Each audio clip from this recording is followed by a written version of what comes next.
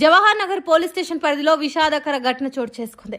Dumping yard కు సమీపంలో గల ఎదుల చెరువులో పడి ఇంటర్మీడియట్ చదువుతున్న 17 సంవత్సరాల నిఖిల్ అనే యువకుడు గల్లంతయ్యాడు. సమాచారం అందుకున్న వెంటనే పోలీసులు, డిఆర్ఎఫ్ మరియు ఫైర్ సిబ్బంది ఘటనా స్థలానికి చేరుకుని గాలింపు చర్యలు ప్రారంభించారు. చెరువులో నుంచి మృతదేహాన్ని వెలికి తీసి పోస్ట్ మార్టం నిమిత్తం గాంధీ ఆసుపత్రికి తరలించారు. కేసు నమోదు చేసుకున్న పోలీసులు దర్యాప్తు జరుపుతున్నారు.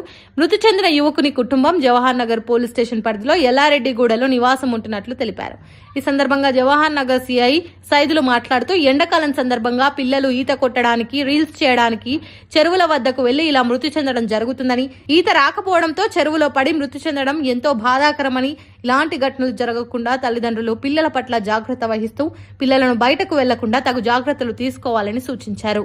ఈరోజు ఇక్కడ డంపింగ్ యార్డ్ పక్కన ఉన్నటువంటి చెరువులో జరిగినటువంటి దుర్ఘటన ఇది జరగకూడదు. ఇక ముందు జరగకుండా ఉండాలి అంటే దీంట్లో ఇప్పుడు జరిగింది ఏంటంటే 17 ఇయర్స్ ఇంటర్మీడియట్ కంప్లీట్ చేసుకున్నటువంటి బాయ్ చనిపోవడం జరిగింది. అతనికి వచ్చిరాని ఈతతోని చెరువులోకి ఈత కొట్టడానికి దిగిండు. అతను వితిన్ 5-10 మినిట్స్లోనే మునిగిపోయి చనిపోవడం జరిగింది. ఇట్లాంటి సంఘటనలు జరగకుండా ఉండాలి అంటే తల్లిదండ్రులు పిల్లల్ని సంరక్షణ చూసుకోవాలి. ఇప్పుడు అంత సమ్మర్ సీజన్ కాబట్టి ఎగ్జామ్స్ అయిపోతాయి, స్కూల్స్ అయిపోతాయి, కాలేజీలు అయిపోతాయి. ఇంటి దగ్గరికి వచ్చి పేరెంట్స్కు ఇబ్బంది అంటే తెలవకుండా బయటికి రావడం, ఫ్రెండ్స్తో బయటికి రావడం, తర్వాత సరదాగా అని చెప్పి రీల్స్ కోసం బయటికి రావడం, వచ్చి రీల్స్ చేస్తున్నట్టుగా, స్విమ్మింగ్ చేస్తున్నట్టుగా ఫోటోలు తీసి, వీడియోలు తీసి అప్లోడ్ చేయడము, ఆ విధంగా చేసి అందరిలో ఇంకా కొంతమంది పిల్లల్ని అక్కడికి అట్రాక్ట్ చేయడము, అలాంటివి చేయడం వల్ల పిల్లలు ఈత కోసం కానీ ఇట్లాంటి సోషల్ మీడియా యాక్టివిటీస్ కోసం కానీ రావడం జరుగుతుంది.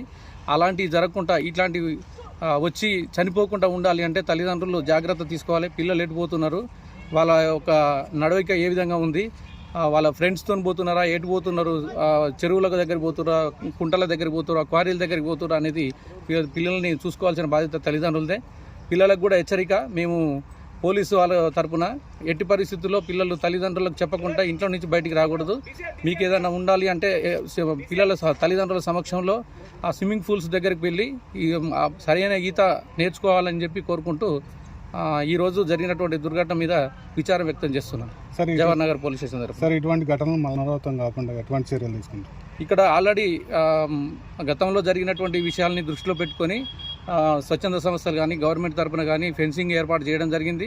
వాటిని కూడా దాటుకొని ఫెన్సింగ్ లోపల నుంచి విరగొట్టుకొని మరి ఈ పిల్లలు సరదా కోసం, సోషల్ యాక్టివిటీస్ కోసం, రీల్స్ చేయడానికి అని ఇంకా ఏదో వాళ్ళకు కేరింతలు కొట్టాలనే ఉద్దేశంతో పోవడం జరుగుతుంది, కట్ చేసుకొని పోవడం జరుగుతుంది.